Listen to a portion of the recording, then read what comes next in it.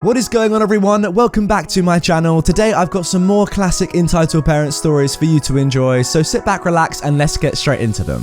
Entitled Dad in Missouri thinks quarantine doesn't apply to him, exposing several to the virus. So for this story, the cast is very important. RK is a responsible kid who had been studying abroad with EK, and EK is an entitled kid who is the responsible kid's younger sister. So moving on to the story, Missouri's first case of COVID-19 is RK, or the responsible kid. On March the 5th, the family was told to self-quarantine. On March the 7th, the entitled dad took his entitled kid to daughter and a father-daughter dance at the entitled kid's school. The family was notified that the responsible kid had tested positive shortly before the dance begun, and the entitled dad left the dance with his entitled kid immediately after he found out of the positive test results. The entitled dad and his entitled kid have exposed everyone at the school and everyone at the restaurant they had dinner at prior to the dance. Students, faculty, and staff who attended the dance have been asked to stay home until further information is available. Sunday afternoon, Sam Page, St. Louis County executive, said the virus patient has been acting responsibly and maturely, but her father did not act consistently with the health department's instructions, and instead,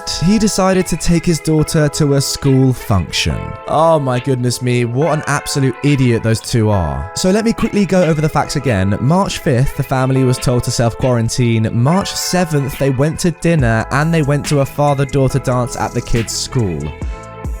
Why? Okay, so by doing this, they have exposed everyone at their school to the virus, and now they'll have to quarantine, the school will be shut down, all their families are now in danger. It's so stupid. I feel like people are underestimating the severity of this virus so far. Yes, it's not the worst thing that could ever happen, but it is killing people. I feel like this dad and daughter thought, oh, you know what, we're not in danger, we'll be fine, let's just go and infect everyone else. Like, what is that? Now for our next story, mum blows up at Disney cast member, gets VIP seats to nothing. I was working at the Indiana Jones Epic Stunt Spectacular, or Epic as it was known to the cast members, and we had already closed the theatre for the start of a show. When the theatre gets to max capacity, we legally can't put more people in there because of fire code, etc. This woman barrels up to me, gets within 6 inches of my face, and waves her paper fast pass ticket in my face. She demanded to be allowed into the show and screams that her child, a little boy no more than 6 years old, needs to see this show, or his day is ruined.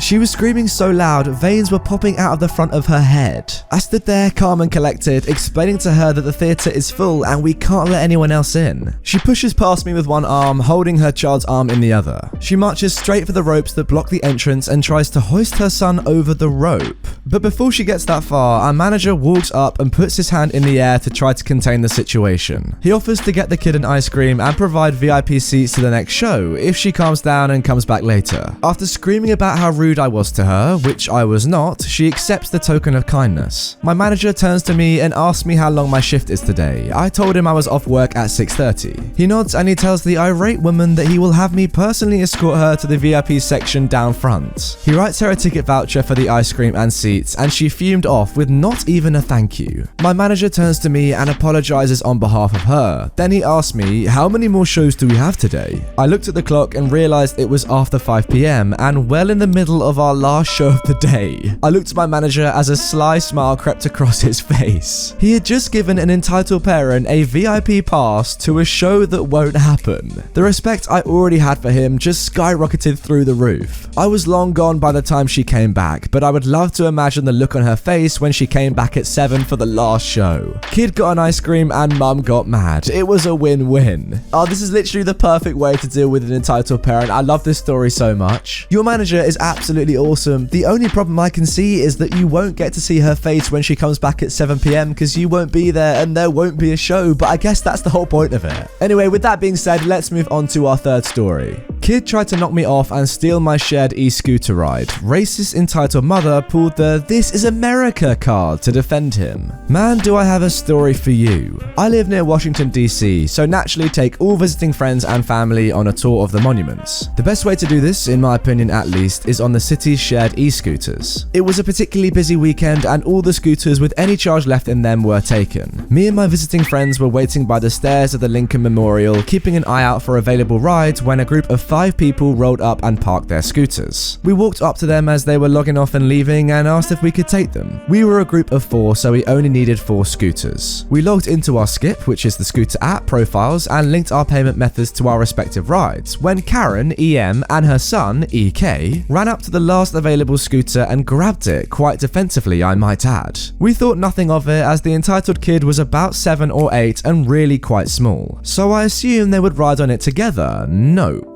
We were discussing which monument to see next, all standing there with our rides between our legs and connected to our phones. Payment's already going through, that means, when the entitled mum asked the entitled kid to go and ask them for one. We figured they probably thought we were stopping, and when the entitled kid came up to my friend group, we told him we had just started our rides. So sorry, hopefully you find one soon. We had to wait 20 minutes to find these. Yes, unnecessary extra words, but we were outgoing, happy, and genuinely excited to get a move on our tours. The entitled mum said, can't you just share and give us one? If you had to wait 20 minutes, you surely can't expect a single mother to wait that long, right? What? I just said sorry, there are loads of people around. I'm sure you can find another one soon. Plus, we've already linked our credit cards, sorry. So what? You can ask them to refund you. I'm sure they have cameras or something. Just share. My son has never ridden one and wants it. My friend said, no, sorry, that's not how it works. Good luck though. All of us just said sorry. We just share a look and start directing our rides to go in the same direction. We took a few steps and started our scooters, going really slowly in the heavy crowd.